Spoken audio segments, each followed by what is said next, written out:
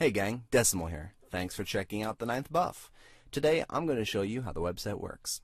From the home page, click Let's Get Started, and you're able to choose any spec in the game.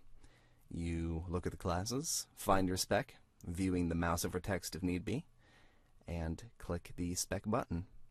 Today we will be an Affliction Warlock. Now on the raid page, you're able to choose not only the difficulty of the raid you want to do, but also the size. For every difficulty and every size, there's a guide tailored just for that version of the raid. If the fights differ in any way from 10 to 25, that will be reflected in the strategy guide. So we will choose 25-man normal. You're able to view any of the fights in the raid simply by clicking and reading. The guides have a list of enemies for targeting macros.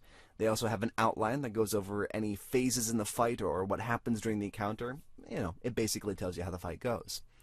Underneath that is the avoid section, things to not stand in or not get hit by so you don't die.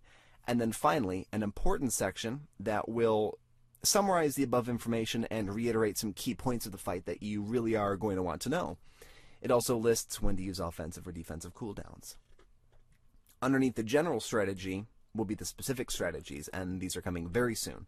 It's a lot of information to compile, and we're working hard on it every day. These guides will include suggested talents to use as well as suggested glyphs, the best times to use offensive and defensive cooldowns, and other tips and tricks to help your spec and class thrive at the fight. If you want to choose a new class and spec, you simply go back to the Raid Strategies button at the top. Now the healers have an extra section in their outlines, so let's choose a healer to showcase that.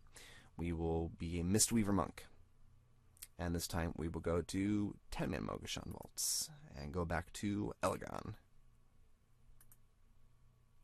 Now, underneath the outline for the healers is a list of incoming damage, broken up into tank damage and raid damage.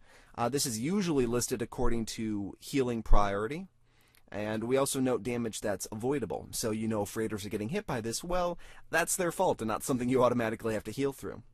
So this is how the website works. There's one more thing to show you. We will go back to Raid Strategies. Click on anything. Feral Druid, perfect. And we will go to the Heroic modes.